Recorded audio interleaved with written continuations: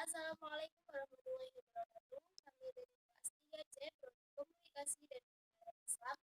Saya Afindara Rahmawati, NIM 30 10 20 sebagai moderator dan dan kedua teman saya silakan perkenalkan diri masing-masing. Perkenalkan, nama saya Amir Abdul di Batik 102.88. Saya selaku materi kedua. Perkenalkan, nama saya Sandika Pratama dengan NIM 43010200089. Saya sebagai pemateri pertama.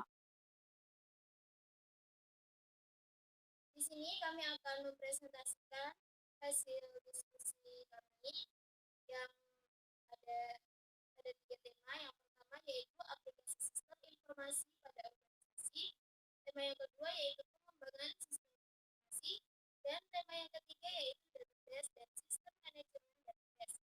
Langsung saja kita ke tema yang pertama yang akan disampaikan oleh Sandy Eka Pratama.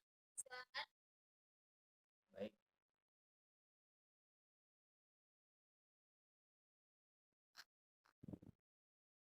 Baik, materi pertama yaitu aplikasi sistem informasi pada organisasi.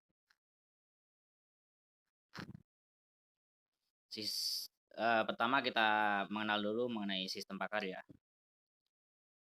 Sistem pakar atau biasa disebut dengan expert system adalah suatu program atau sistem informasi komputer yang memiliki beberapa pengetahuan dari salah satu pakar manusia terkait suatu bidang yang cenderung spesifik.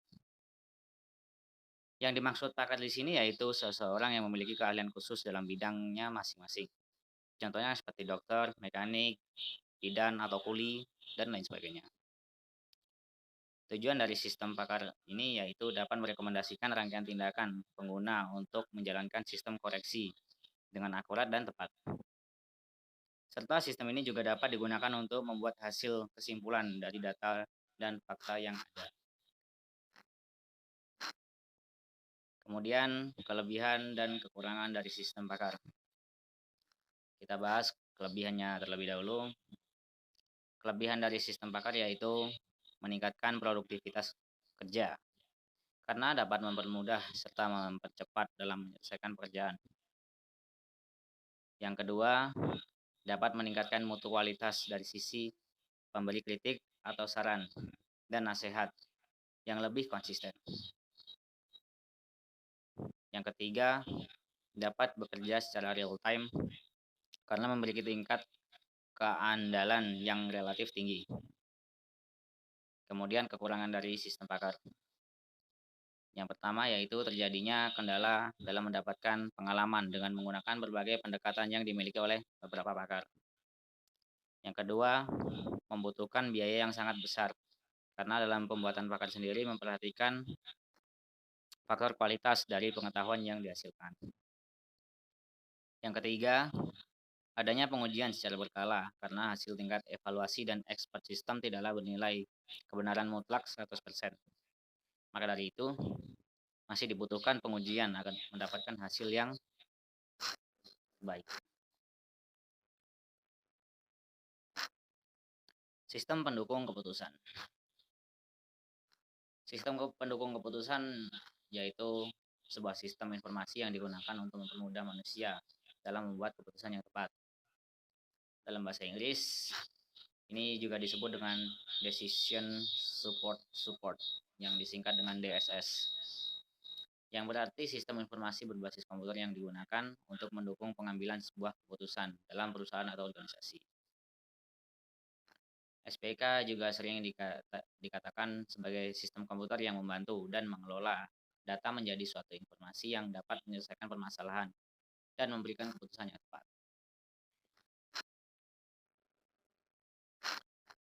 Kemudian komponen dari sistem pendukung keputusan. Ada 3 yaitu database manajemen. Manajemen berbasis data merupakan subsistem dalam data yang terorganisir pada sebuah database. Untuk kepentingan SPK sendiri, diperlukan data yang relevan dengan permasalahan yang hendak diselesaikan melalui sistem berbasis simulasi. Yang kedua, ada user interface. Tampilan antarmuka atau pengelolaan dialog adalah proses penggabungan antara dua komponen, yaitu database manajemen dan model base. Yang ini kemudian nantinya akan bergabung dengan user interface. Nantinya user interface ini akan mendapatkan output atau keluaran sistem bagi pengguna perangkat lunak. Yang ketiga, komponen model. Maksud saya model base. Ini merupakan komponen yang mempresentasikan terkait permasalahan ke dalam format yang kuantitatif. Yang di dalamnya terdiri dari tujuan permasalahan, komponen, batasan, dan hal-hal yang terkait lainnya.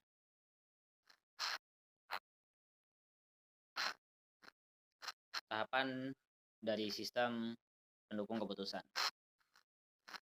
Yang pertama yaitu mendefinisikan masalah.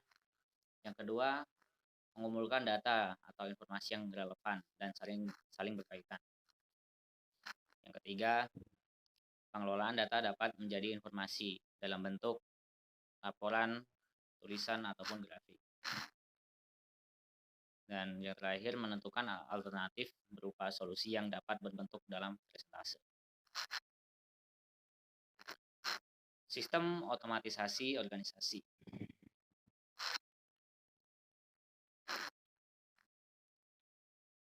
Otomatisasi organisasi adalah penggunaan alat elektronik untuk memberikan kemudahan komunikasi formal dan informal, terutama apabila berkaitan antara komunikasi informal dengan orang-orang yang di dalam atau di luar perusahaan agar meningkatkan produktivitasnya. Sistem otomatisasi organisasi ini juga ditafsirkan sebagai sistem informasi berbasis teknologi komunikasi yang digunakan untuk mengumpulkan, memproses, menyimpan, dan menyampaikan pesan seperti dokumen dan komunikasi elektronik lainnya antar individu atau organisasi. Tujuan dan manfaat otomatisasi. Yang pertama, penggabungan dan penerapan teknologi. Yang kedua, memperbarui proses pelaksanaan pekerjaan. Yang ketiga, meningkatkan produktivitas dan efektivitas pekerjaan. Dan yang keempat, mengurangi pengeluaran biaya jasa para pekerjanya. Jenis-jenis otomatisasi.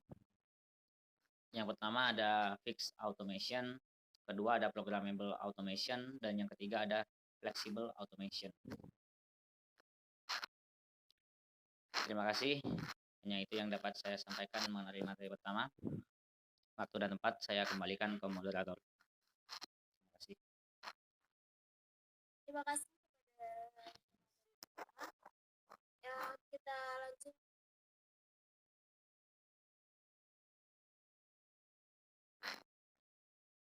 Ya, materi yang kedua yaitu metode pengembangan sistem. Pengertian metode pengembangan sistem informasi. Pengembangan sistem informasi digunakan untuk memberikan kemudahan dalam penyimpanan informasi, mengurangi biaya dan menghemat waktu, meningkatkan pengendalian, mendorong pertumbuhan, meningkatkan produktivitas serta profitabilitas organisasi.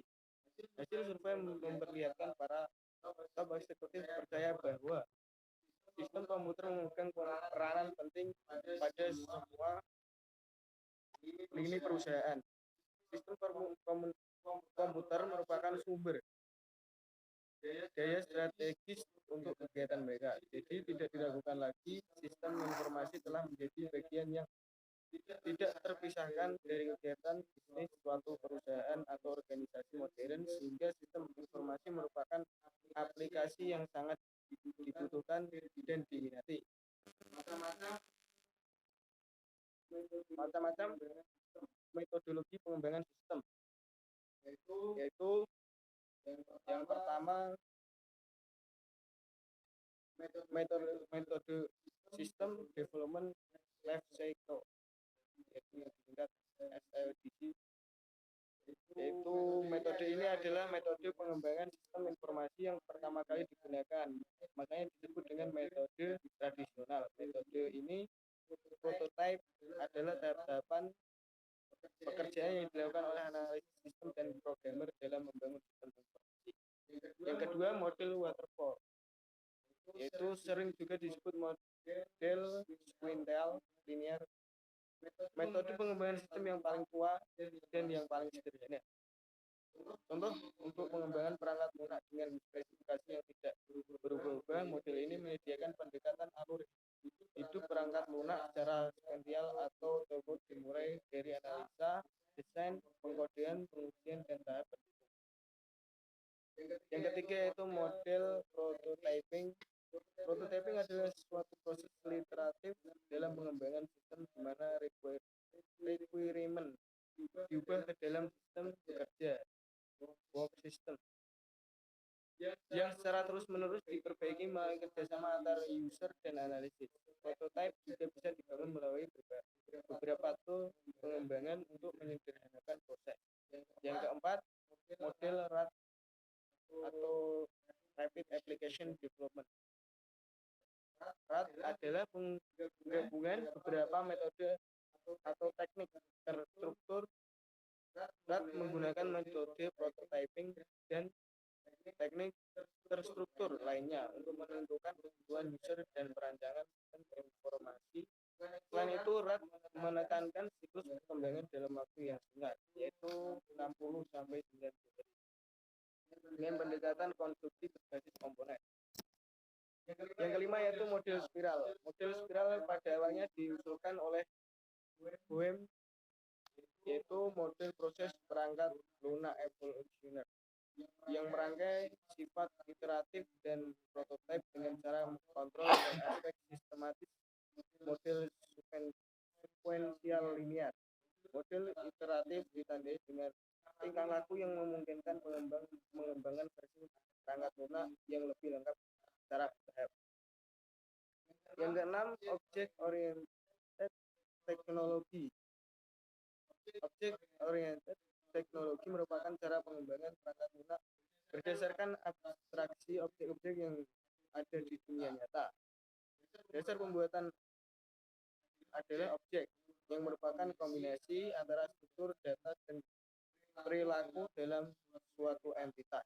Yang ketujuh yaitu metode end user development. Di sini pengembangan dilakukan langsung oleh end user. Keterlibatan langsung end user sangat menguntungkan karena memahami benar bagaimana sistem bekerja. Artinya, tahap analisis sistem dapat dilakukan lebih cepat. Kelemahannya yaitu pengendalian mutu dan kecenderungan tumbuhnya private sistem informasi, serta integrasi dengan sistem yang lain menjadi sulit. Selanjutnya, perlunya metodologi pengembangan sistem. Yang pertama yaitu menjamin adanya konsistensi proses. Yang kedua, dapat diterapkan dalam berbagai jenis proyek. Yang ketiga, mengurangi resiko kesalahan dan pengambilan jalan pintas. Yang keempat, menuntut adanya dokumentasi yang konsisten yang bermanfaat bagi personal baru dan tim proyek. Selanjutnya, penerapan pengembangan sistem informasi. Penerapan pengembangan sistem informasi pertama yang harus diperhatikan yaitu memperbaiki efisiensi dan melakukan otomasi berbagai proses yang mengelola informasi. Selanjutnya, meningkatkan keefektifan manajemen dengan memuaskan kebutuhan informasi guna pengambilan keputusan serta memperbaiki daya saing atau meningkatkan keunggulan kompetitif dengan berbagai cara berbisnis. Ketika sasaran tersebut dapat dicapai secara optimal apabila ada integrasi antara strategi sistem informasi dan strategi, di mana nantinya strategi bisnis akan memberikan arahan terhadap sistem informasi akan memberikan dukungan terhadap pencapaian goal organisasi melalui penyampaian infrastruktur teknologi informasi yang sesuai dengan teknologi bisnis organisasi untuk menentukan strategi yang dapat mendukung pencapaian visi dan misi organisasi. Maka perlu pemahaman tentang strategi bisnis organisasi melalui perencanaan strategi bisnis dan strategi sistem informasi perencanaan informasi. Selanjutnya, contoh penerapan sistem informasi manajemen. Penerapan sistem informasi manajemen atau disingkat SIM bisa dalam berbagai bidang. Berikut ini saya akan memberikan contoh penerapan SIM di bidang berbagai. SIM adalah perangkat prosedur yang terorganisasi apabila dijalankan akan memberikan umpan balik dan informasi kepada manajemen tentang masukan, proses, dan pengeluaran dari suatu input manajemen, yaitu perencanaan, pelaksanaan, evaluasi, dan pengendalian. SIM juga merupakan sebuah sistem mesin pemakai yang terintegrasi yang menyediakan informasi untuk menunjang operasi manajemen dan fungsi-fungsi pengendalian keputusan di dalam organisasi. Sistem tersebut memanfaatkan perangkat keras dan lunak komputer dan prosedur-prosedur manual seperti model-model untuk analisis, perencanaan, pengawasan, dan pengambilan keputusan dan suatu SOP. Selanjutnya yaitu contoh penerapan sistem informasi manajemen. Berdasarkan definisi di atas, maka kita dapat membagi sistem informasi manajemen menjadi 5 komponen utama guna terlaksananya penerapan sistem informasi yang benar dan sesuai, yaitu 1. Software, sistem informasi manajemen rumah sakit; hardware, perangkat keras berupa komputer, printer, dan lainnya. Ketiga, networking seperti jaringan LAN, wireless, dan lainnya. Keempat, SOP atau standar operasional prosedur. Terakhir, komitmen suatu unit atau instalasi yang terkait untuk sama-sama menjalankan sistem, karena sistem tidak akan berjalan tanpa input. Jadi SDM, sumber daya manusia, adalah faktor utama suksesnya sebuah sistem di mana data diinput dan diproses melalui tenaga-tenaga SDM. Sistem informasi manajemen seharusnya merupakan sumber daya utama nilai strategis dan mempunyai peranan yang sangat penting sebagai daya saing serta kompetensi utama sebuah organisasi dalam era informasi ini. Di bidang kesehatan, terutama rumah sakit, sangat membutuhkan sistem informasi manajemen untuk membandingkan kualitas pelayanan bagi masyarakat untuk Indonesia.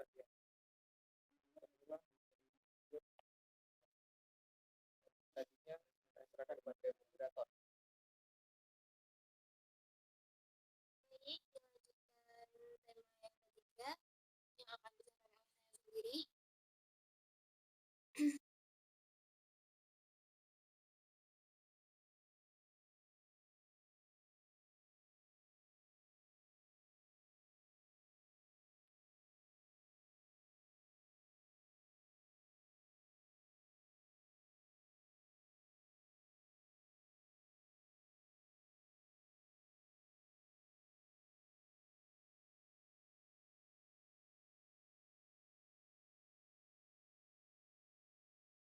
Tema yang ketiga yaitu berjudul database dan sistem manajemen database.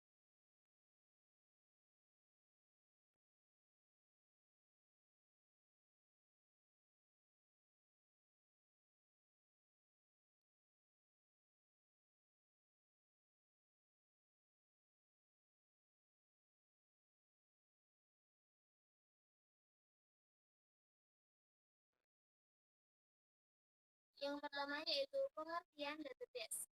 Database atau basis data adalah kumpulan informasi yang disampaikan secara sistematik sehingga dapat diperiksa menggunakan suatu program komputer untuk memperoleh informasi dari sistem tersebut.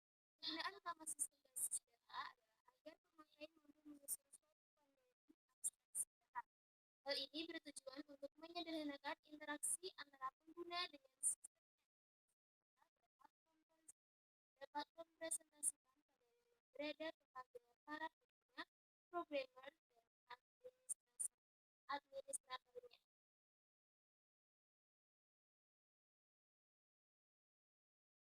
Yang selanjutnya yaitu karakteristik database ada 6.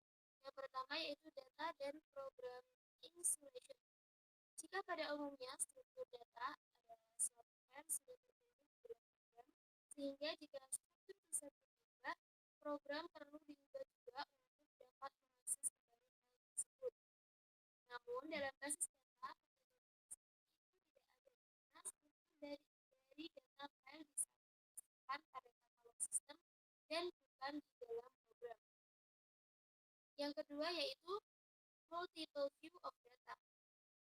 Meskipun pengguna yang mengakses suatu database dapat dari satu orang, namun apa yang dilihat antara satu pengguna dengan pengguna lainnya dapat berbeda, tergantung pada keperluan dan informasi apa saja yang dibutuhkan administrator. Yang ketiga yaitu self-discovery. Selain menyimpan suatu data atau informasi, basis data juga mendeskripsikan data tersebut seperti menggunakan format, constraint yang diperlukan, dan sebagainya. Yang keempat yaitu data sharing and multi-user processing. Suatu basis data memungkinkan adanya yang diakses. Selain itu, basis data juga dapat diakses bersamaan lebih dari satu. Yang kelima yaitu restriction of unauthorized access. Pada dasarnya, pengguna yang mengakses basis data memiliki hak akses berbeda-beda dan ditentukan oleh database administrator. Tentu, tujuan adanya perbedaan hak akses untuk menghindari hal yang dapat membahayakan data di dalamnya. Yang terakhir, yang keenam yaitu control of data redundancy. Redundancy data atau dikenal dengan data yang terduplikasi akan membuat suatu penyimpanan tidak efektif dan data tidak konsisten. Dalam basis data, pengguna dapat meredundancy data dengan salah satunya dengan memanfaatkan primary key untuk mengidentifikasikan kemungkinan duplikasi data sehingga membuat relasi antar tabel yang berhubungan dengan hal-hal tersebut tersedia di basis data.